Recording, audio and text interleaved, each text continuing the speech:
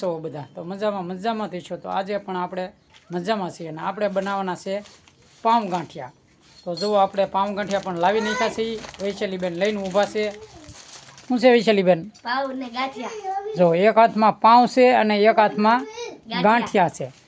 તો મિત્રો આપણે પાઉં ગાંઠિયા બનાવવાના છે, ચટણી બનાવવાની છે અને હોટલમાં મળે ને એવા ટેસ્ટી પાઉં ગાંઠિયા બનાવવાના છે. તો બિના રહેજો અમારા વ્લોગમાં.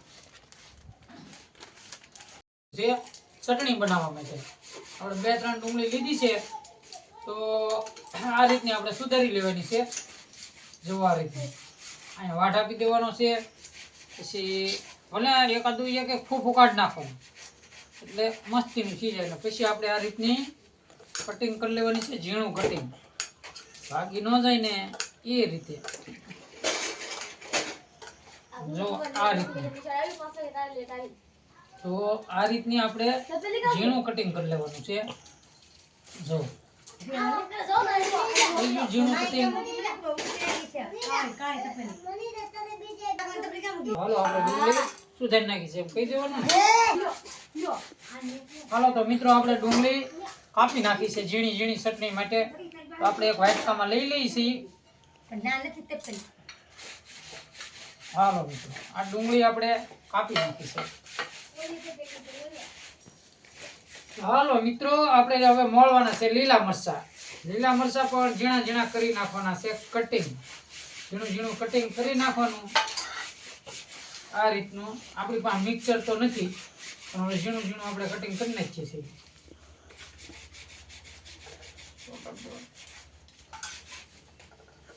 હાલો મિત્રો તો આપણે મરચી પણ તૈયાર થઈ ગયેલી છે અને હવે પછી આપણે લેવાનું છે થોડુંક લાલ મરચું.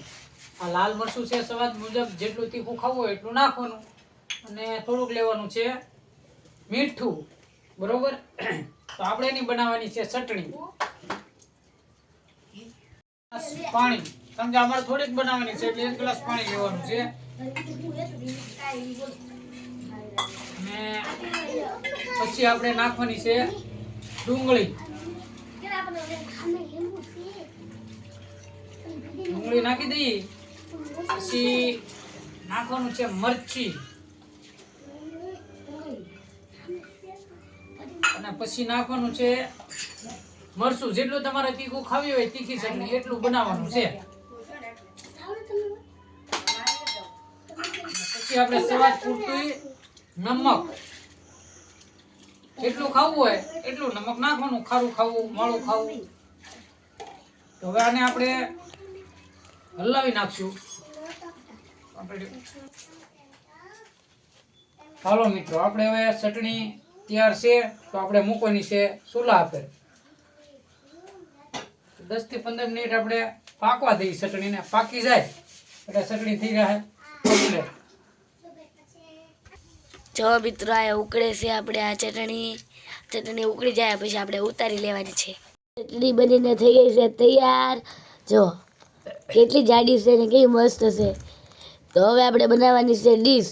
તો ડીશ બનાવી ત્યાં અમારો બ્લોગ જોજો. ચટણી થઈ ગઈ છે તૈયાર અને ગાંઠિયા પણ છે તૈયાર. અને આ શું છે? પાવ. હા, તો પાવ અને ગાંઠિયા અને ચટણી. તો મિત્રો આ રીતની આપણે ચટણી બનાવી છે અને પાવ ગાંઠિયાની ડીશ આપણે બનાવી છીએ. એમને આપણે કટકા કરી નાખવાના છે આમાં. એટલે કટકા કરીને જ છે ને પછી આમાં ભેળવી દેવાના છે ગાંઠિયા. તો આ ગાંઠિયા આપણે એમાં ભેળવા છે જેટલા ભાવે એટલા. અને તીખાની મરચાની પણ ચટણી છે. તો આ રીતની પાઉં ગાંઠિયાની ડીશ હોય છે. જો આમાં નાખી દેવાની ચટણી, ચકાચક. જો આવી પાઉં ગાંઠિયાની ડીશ છે સરસ મજાની. જો ખાવી હોય તો પધારજો.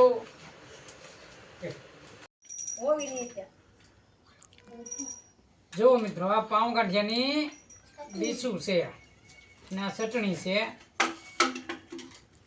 તો જુઓ મિત્રો આપણે ડીશ છે. તો અમારો વિડીયો ગમે તો લાઈક કરજો, કોમેન્ટ કરજો અને શેર કરવાનું ભૂલતા નહીં. અને આવા નવા અમારી ચેનલમાં વિડીયો આવતા રહેશે, વિક્રમ મમતા યુટ્યુબ ચેનલમાં. તો મિત્રો આવજો, બાય બાય. જય રામાપીર. મિત્રો અહીંયા આપણે પાવ ગાંઠિયાની ડીશ તૈયાર થઈ રહી છે. જો કેમ કે આપણે તો ઈ ઘરમાં નવ એટલે આપણે 9 ડીશ તૈયાર કરવાની હોય. તો જુઓ ઘટશે આજે. તો થઈ રહી 9. ઘટે ને મને ખબર હોય ને.